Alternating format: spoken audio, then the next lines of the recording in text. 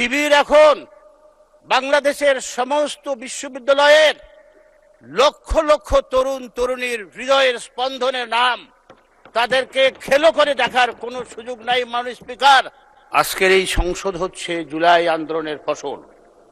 যদি জুলাই আন্দোলন সফল না হতো তাহলে আমরা হয়তো এইভাবে এই সময়ে এই সংসদে বসতে পারতাম না। সেই জুলাই আন্দোলনের মধ্যে জনগণের কিছু সুস্পষ্ট দাবি ছিল। সেই দাবি দেওয়াগুলোকে যদি আমরা এক কথায় বলতে চাই, সেটা ছিল একটি ইনসাফ ভিত্তিক সমাজ প্রতিষ্ঠার।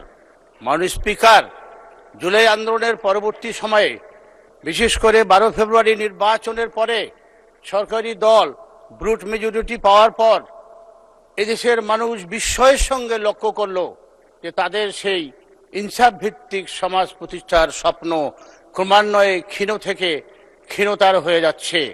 বিশেষ করে একটি ইনসাফ ভিত্তিক সমাজ প্রতিষ্ঠার জন্য, দেশে সুশাসন প্রতিষ্ঠার জন্য অন্তর্বর্তীকালীন সরকারের পক্ষ থেকে জারি করা যেসব অধ্যাদেশ আইনে পরিণত করা অপরিহার্য ছিল, সেই অধ্যাদেশগুলোকে ল্যাপস করা হলো, যার ফলে মানুষকে এখন আতঙ্কের মধ্যে দিয়ে সময় পার করতে হচ্ছে।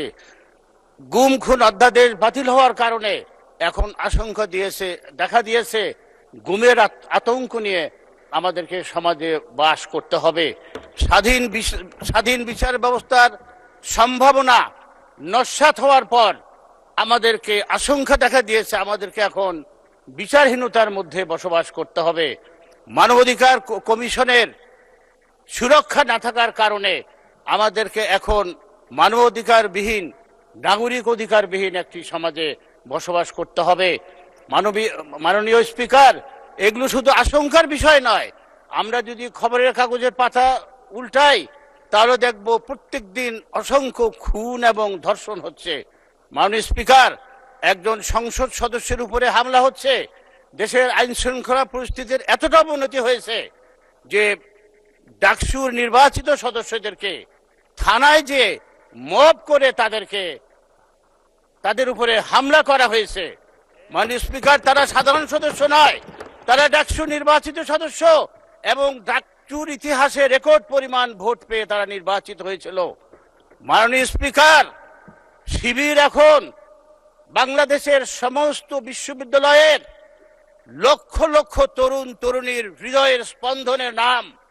তাদেরকে খেলো করে দেখার কোনো সুযোগ নাই। মাননীয় স্পিকার, আমাদের সম্মানিত সংসদ সদস্য শহীদ উদ্দিন চৌধুরী এনি এই